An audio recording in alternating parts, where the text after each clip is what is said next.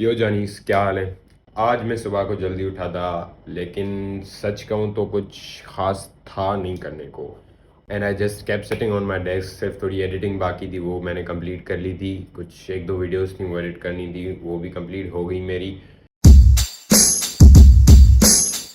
उसके अलावा अभी कुछ शाम के 6 बज रहे हैं, और अगर आपको मेरी आंखें लाल नज़र आ रही हैं तो मैं कल रात से सोया नहीं हूँ। ऐसे ही मैंने कहा बता दूँ आपको, कुछ गलत नहीं है, ऐसे ही मैंने कहा बता दूँ आपको।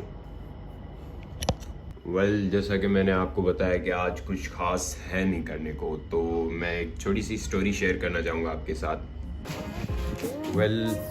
तो मेरे एक टीचर थे, उन्होंने मुझसे कहा था कि एक मिनट, ये मुझे कब से देख रहा था, पड़ा हुआ था नीचे ज़मीन पे, तो मैंने सोचा कि उठा के रख लूँ साइड में। आ रहा है ना फ्रेम में। तो मैं बता रहा था कि मेरे एक टीचर थे। बाय द वे, ये मेरा नेफ्यू है जिसकी आप सुन रहे हैं आवाज़। इसको मैं चुप करवा के आता हूँ 2 मिनट। ओए, शोर मत करो।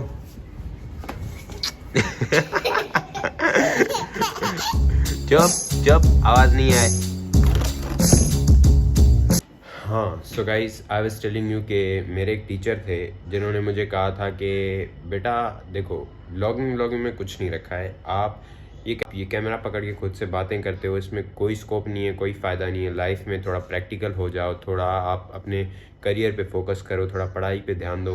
मैंने कहा ठीक है सर, वो सब तो आपकी बात ठीक है, लेकिन एक बंदे का जो पैशन होता है, क्या हमें उसको सपोर्ट नहीं करना चाहिए? जो हमारा दिल चाहता है, क्या हम उसके पीछे ना जाएं?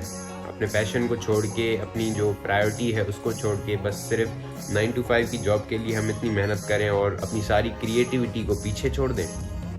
तो उन्होंने मुझसे एक बात कही कि बेटा देखो, हर चेहरा कैमरा के लिए नहीं बना होता है। तो इससे बेहतर है कि तुम फजूल में कोशिशें करते रहो, अपनी पढ़ाई पे ध्यान दो, अपने करियर पे फोकस करो। तो ये बात मेरे दिल में उस वक्त बैठ गई थी। मैंने कहा नहीं यार, बस सर वाकई सही कह रहे हैं, तो अभी मुझे छोड़ देना चाहिए। वाकई हर चेहरा कैमरा के लिए नहीं बना होता है। तो आई डिसाइडेड टू क्विट। जहाँ पे ending point, I was standing on the edge, जहाँ पे मेरा माइंडसेट बन गया कि भैया छोड़ दो एमबी, कोई फ़ायदा नहीं है। उस वक्त मैंने डिसाइड कर लिया कि भाई सर बात तो ठीक कह रहे हैं, अब ख़त्म कर लेना चाहिए इस सारे शौक़ को। उस वक्त मुझे दिमाग में ये चीज़ आई कि भाई सर बात तो ठीक कह रहे हैं, अब मान लेनी चाहिए सर की बात। लेकिन उसी दौरानिए में मेरी एक और शख्स से बात हुई, जिन्होंने मुझे एक छोटी सी कहानी सुनाई, जिससे मैं बहुत ही इम्प्रेस्ड हुआ और I decided to share it with you. मैं आपके साथ भी शेयर करना चाहता था, इसीलिए मैं अभी ये कहानी बता रहा हूँ। वो कहानी नहीं, लेकिन एक मिसाल कह लें। वो मिसाल ये थी कि देखो एमबी, एक घर में 2 भाई रहते थे। एक था बहुत पढ़ाकू, पढ़ाई का कीड़ा, जो बहुत पढ़ाई में होशियार था। एक था बिल्कुल नल्ला वेला बैठा रहता था, कोई उसका पढ़ाई में इंटरेस्ट नहीं होता था। घर के सारे काम वही करता था, बाहर जाना, घर के सामान लाना, अपने फैमिली को कहीं किसी जगह पे जाना हो, रिप्रेजेंट करना, तो वो सारे काम वो लड़का करता था, जो पढ़ाई में बिल्कुल भी होशियार नहीं था। लेकिन जो पढ़ाई में होशियार वाला शख्स था, अगर वो फ्यूचर में किसी पोस्ट पर पहुंच भी जाता है, तो उसके पास कोई क्रिएटिविटी नहीं होगी, उसके पास कोई कम्युनिकेशन पावर नहीं होगी, उसके पास कोई स्किल्स नहीं होगी। उसी के बरक्स अगर हम उस ना पढ़ने वाले बच्चे को देखें जो फैमिली के सारे काम करता था, अगर उसको हम अपने सामने ला के देखें तो एक प्रेजेंटेबल शख्सियत नज़र आएगी आपको, जिसकी कम्युनिकेशन स्किल्स स्ट्रांग होगी, जिसकी क्रिएटिविटी मजबूत होगी, और जिसे बाहर उठने बैठने का तरीका होगा।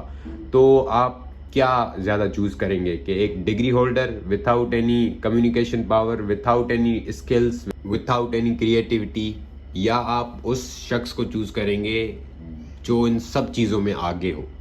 तो मैंने वो चीज़ दिमाग में रख के, मैंने अपनी क्रिएटिविटी और पैशन को आगे रखते हुए मैंने ये डिसाइड किया कि नहीं, मुझे ये चीज़ नहीं छोड़नी है, जिससे मुझे खुशी मिलती है, जिससे मुझे सेल्फ सेटिस्फैक्शन मिलती है।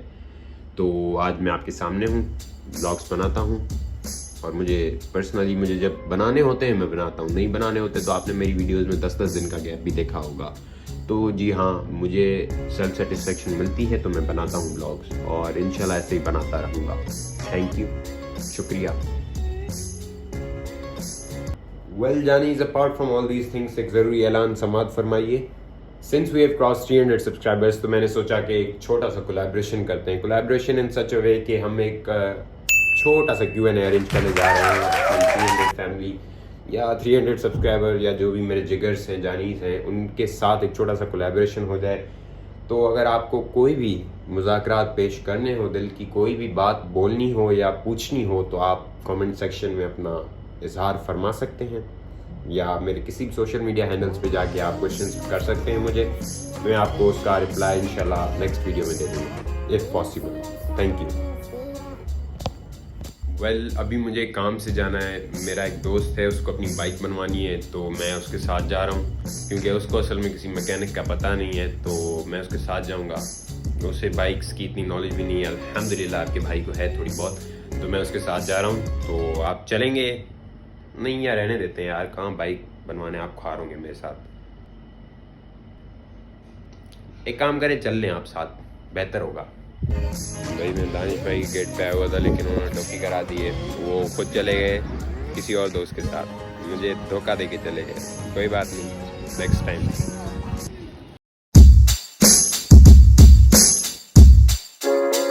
भाई ये मैंने अभी ऐड देखी है यहाँ पे, बंधन शादी दफ्तर। अगर किसी को भी रिश्ते के लिए कॉल करनी है तो SS लेके कर दीजिएगा इस नंबर पे।